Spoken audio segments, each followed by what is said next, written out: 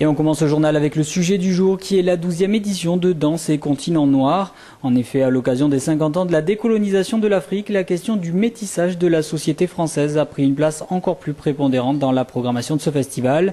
Car outre les spectacles, des colloques et des projections de films sont également organisés. Jem Carles, chorégraphe et directeur artistique de l'événement, nous en dit un petit peu plus sur cet anniversaire un peu particulier. Cet anniversaire particulier, alors on dit, moi je dis décolonisation ou indépendance ou libération. Voilà, ça dépend de qui parle et du point de vue.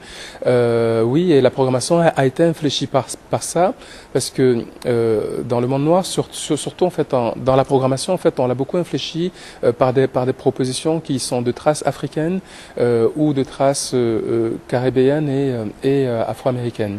Et que parler de la décolonisation ou de l'indépendance, etc., c'est aussi parler en fait de 50 années, 50-60 années d'un certain type de cohabitation qui a été très peu vu, qui a été très peu nommé, qui n'est pas très saine à mon avis, parce que des mémoires ne sont pas libérées, les langues ne se sont pas libérées, et donc l'opportunité de cette cinquantenaire, c'est de regarder la racine, en tout cas une partie des racines, encore une fois, de la société contemporaine, mais de la société française.